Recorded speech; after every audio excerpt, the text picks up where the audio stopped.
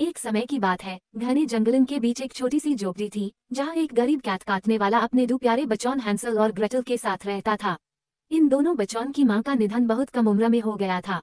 पिता की दुखभारी जिंदगी में जब कुछ साल बीत गए तो उन्होंने दूसरी शादी कर ली। लेकिन नई सौतन के आगमन के साथ हाई घर की हवा में ठंडक की जगह कड़वाहट फैल गई। नई सौतेली माँ का स्वभाव कठोर था, वह बच्चों के साथ अनदेखी और बरहमी से पेश आती थी। घर में भोजन का वितरण भी बहुत हाय असामन था। सबसे पहले वह अपने लिए मनमफिक खाने का इंतजाम करती और हैंसल व ग्रेटल को केवल बचे हुए टुकड़े में हाई संतुष्टि देने की सोची जाती। हर दिन बच्चों को कठोर मेहनत करने के लिए मजबूर किया जाता, चाहे वह घर की सफाई हो या अन्य काम। जब भी बच्चे अपने पिता से अपनी टिकलिफिन सुनाने की कोशिश करते तो पिता बस अपनी नई पत्नी की बात सुनते और बच्चों की समस्याओं को अनदेखा कर देते। एक दिन थक हार कर ग्रेटल ने पिता से विनती की, पिताजी, हम सारा दिन मेहनत करते हैं लेकिन पेट में दर्द होने लगता है, हमें कुछ खाना चाहिए। लेकिन सौतेली माँ ने उससे थप्पड़ से जवाब दिया, तुम दोनों कृतज्ञ बच्चियान हो, हमारे घर के सारे खाने को तुम हाई खा लेती हो। इस रात सौतेली माँ ने दोनों बच्चों को झोपड़ी में सोने की अनुमति भी नहीं दी। उन्हें ठंडी हवा में बाहर सोना पड़ा। ठंड की कठोरता में हैंसल और ग्रेटल ने एक दूसरे का सहारा बनने की कोशिश की, क्योंकि उनके पास पैन को नाजुक कपड़े थे जो शीतकाल में उनके शरीर को तापमान से बचा नहीं सकते थे। अगली सुबह जब सुनहरी किरणें झोपड़ी के सामने बिखरने लगी तो ग्रेटल ने अपने छोटे भाई से कहा, हैंसल, अब हम इस जीवन को बर्दाश्त नहीं कर सकते, हमें आज हाई यहाँ से भाग जाना चाहिए। जंगल में कहीं जरूर हमें अच्छा भोजन मिलेगा जो घर में हमें नहीं मिलता। हैंसल ने डर से पूछो, लेकिन अगर हम रास्ता भूल गए तो? ग्रेटल ने धैर्यपूर्वक उत्तर दिया, मैं अपने साथ कुछ रोटी लेकर चलूंगी और रास्ते में रोटी के टुकड़े गिरा दूंगी। अगर हमें वापस आना होगा तो हम इन्हीं टुकड़ों को देखकर घर तक पहुंच जाएंगे। इस तरह दोनों बच्चों ने रात की आंधी से बचते हुए अपने घर से निकलने का निर्णय किया और अपनी कठिन जीवन से दूर जंगल की ओर कदम बढ़ा दिए। हैंसल और ग्रेटल धीरे धीरे जंगल की ओर बढ़ने लगे। जंगल का वातावरण रहस्यमय था, ऊंचे ऊंचे पेड़, घने झाड़ियां और कभी कभी एकाएक सामने आ जाने वाली चकती हुई पक्षियां। ग्रेटल ने अपने वादे के अनुसार हर कदम पर रोटी के टुकड़े गिरा दिए। वह सोच रही थी कि इन टुकड़ों की मदद से वे वापस रास्ता पकड़ पेंच। लेकिन जब भी जंगल की सतह पर नजर डाली गई तो कहीं भी खाने की कोई व्यवस्था नहीं दिखी। न तो सेब के पेड़, न ही नाशपाती के, और न ही कुछ सूखे बेर या मेव जमीन पर पड़े थे। ऐसा लग रहा था कि जंगल के पेड़ पौधे भी अब फल देने से चूक गए थे। धीरे धीरे दोनों बच्चों का पेट और भी अधिक खालीपन से करान लगा। आखिरकार जब उनकी भूख और चिंता चरम पर पहुंच गई तो उन्हें एहसास हुआ कि अगर वे समय रहते वापस नहीं लौट तो भूख उनकी जान ले सकती है। लेकिन जब वापस लौटने की कोशिश की गई तो रोटी के टुकड़ों का निशान कहीं गायब हो चुका था। अचानक एक चाचाहटी हुई चिड़िया आकर अपने पंजे में बड़ा सा रोटी का टुकड़ा लेकर उड़ गई। हैंसल और ग्रेटल का दिल दुख से भर गया, लगता था जैसे सारी आमदन टुकड़ों के साथ उड़ गई हो। सूरज ढलने लगा था और दूर कहीं भुगते हुए भेड़िए की आवाज सुनाई देने लगी। बच्चों के मन में भय समा गया। हैंसल ने कान के पास फुसफुसाते हुए कहा, ग्रेटल, अब हमें क्या करना चाहिए? ग्रेटल शब्दन से अचंभित हो गई और बस अपने भाई को गले लगाकर सांत्वना देने लगी। तभी अंधेरे में कहीं से एक छोटी सी रोशनी चमकने लगी। ग्रेटल की आंखों में एक अमृत की चमक आई। उसने कहा, देखो, कहीं वहाँ कोई है, शायद वो हमें अपना बना लेगा, क्योंकि जरूरतमंद बच्चों के प्रति दया रखता होगा। दोनों बच्चों ने इस चमकती रोशनी की तेजी से कदम बढ़ाए। जब वे नजदीक पहुंचे तो उनकी आंखें विस्मय से खुल गईं। उनके सामने एक ऐसी झोपड़ी थी जो से पाउंड तक मिट्टी से बनी थी। सफेद आइसिंग से ढकी डिवीजन, लाल रंग की लिकरस की ईंट, चारों ओर बड़े छोटे हार्ड कैंडीज और अद्भुत अदरक के कुकीज से बनी छत। ये दृश्य मानो सपने जैसा था। ग्रेटल ने धीरे से कहा, अगर थोड़ी सी चाख लें तो हमें लगता है कि सब ठीक हो जाएगा। तभी दोनों बच्चों ने झोपड़ी के मीठे भागों में से कुछ चुराने शुरू कर दिए। रोटी की जगह यहाँ कैंडी और आइसिंग का स्वाद ले रहे थे। उनके मन में पल भर की मिठास थी, पर साथ उनका ध्यान भी ये था कि उनकी भूख कब पूरी होगी। अचानक झोपड़ी के बाहर एक तीखी और कठोर आवाज गूंज उठी, मेरे घर के मीठे भागों में से कौन चख रहा है?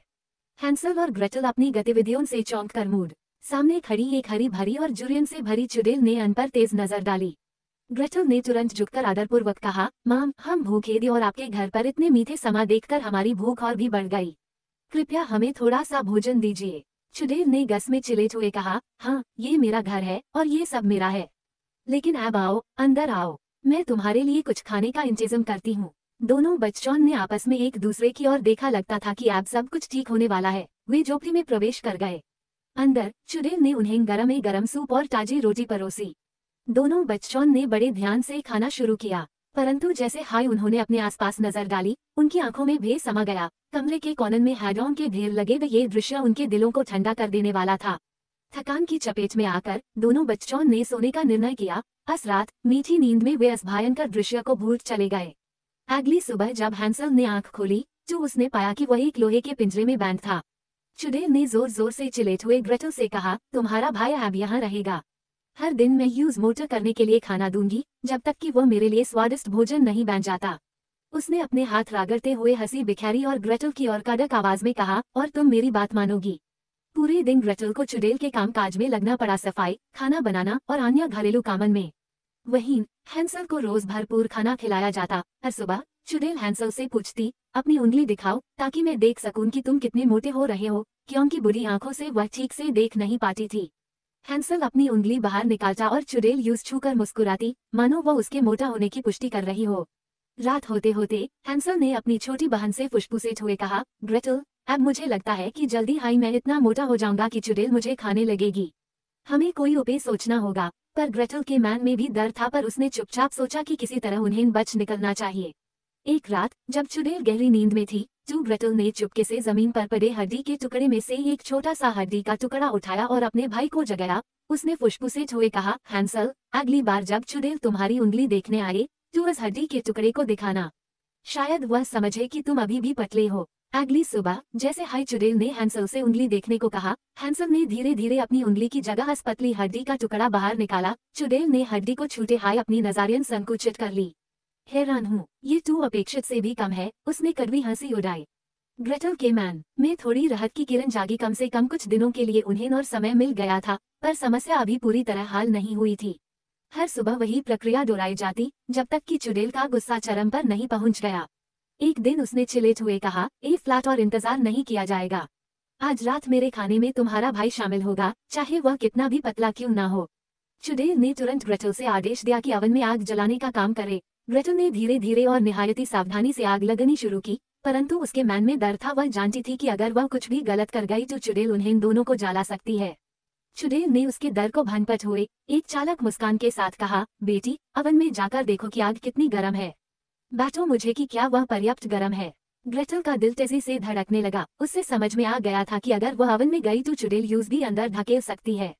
पर उसी समय उसके दिमाग में एक चतुर विचार उभरा। उसने धीरे से कहा, मुझे कैसे पता चलेगा कि आग पर्याप्त गर्म है। चुड़ैल ने चिड़चिड़ाते हुए कहा, बकवास मत करो, बहुत सरल है, अंदर जाओ और जांच करो। ग्रेटल ने झिझकते हुए पूछा, कृपया पहले मुझे दिखाइए कि अंदर कैसे जाना है। गुस्सा में आ गई चुड़ैल ने कड़ाके से कहा, मूर्ख लड़की, ए फ्लैट जाओ, तुरंत अंदर जाओ। जैसे हाई चुड़ैल ओवन में कूद गई, ग्रेटल ने फटी दिखाई। उसने तुरंत ओवन का दरवाजा जोर से बंद कर दिया। हैंसल ने डर से चिल्लाते हुए कहा, ग्रेटल, तुमने हमें बचा लिया।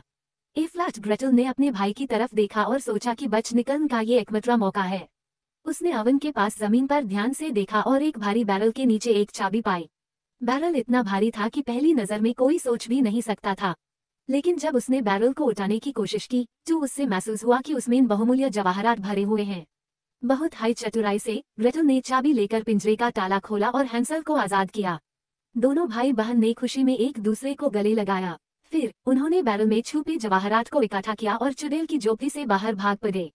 जंगल की नमी भरी गलियों में उनकी दौड़ तेज थी, मानो वे इस भयंकर जगह से हमेशा के लिए दूर निकल जाना चाहते थे।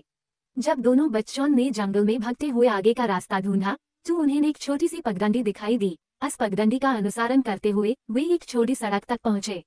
थक कर दोनों किनारे बैठ गए और आसमान में गुजात बादलों को देखते हुए उम्मीद की किरण थाम के बैठ रहे थे कि कहीं कोई उनकी सहायता के लिए आएगा। कुछ ही देर में एक घुड़सवार अपनी तलवार की जाल लिए सड़क पर प्रकट हुआ। दोनों बच्चों ने अपने हाथ लहराकर उसकी तरफ इशारा किया। घुड़सवार ने रुके और जब दोनों ने अपनी जेबिन से एक छोटा सा जवाहरत निकाला तो उसने मुस्कुराते हुए कहा, बच्चों, ये तो बहुत कीमती है, आओ मैं तुम्हें घर तक ले चलता हूँ। घुड़सवार की गाड़ी में बैठकर हैंसल और ग्रेटल ने धीरे धीरे अपनी यात्रा पूरी की। जैसे हाईवे अपने घर के पास पहुंचे, झोपड़ी का दरवाजा खुला और उनके पिता की आंखों में खुशी की चमक थी।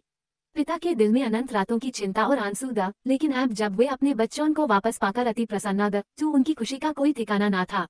अन दोनों ने पिता से सारी घटनाओं का हाल सुना, कैसे सॉटन ने उनके साथ दुर्व्यवहार किया, कैसे जंगल में खो गए, कैसे एक मीठी झोपड़ी और चुड़ैल की चालें थी, और अंततः कैसे ग्रेटल की बुद्धिमत्ता से उन्हें मुक्ति मिली।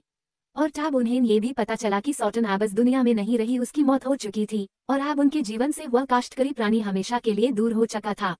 हैंसल, ग्रेटल और उनके पिता ने मिलकर एक नए जीवन की शुरुआत की। झोपड़ी में फिर से प्रेम और गर्मजोशी लौट आए। वे तीनों एक दूसरे का साथ देते हुए सुख शांति से रहने लगे। पिता ने अपने बच्चों के साथ मिलकर झोपड़ी की मरम्मत की और अब वे न केवल भोजन और कपड़ों की चिंता से मुक्त बल्कि उनके घर में हंसी और आनंद की बारिश होने लगी थी। समय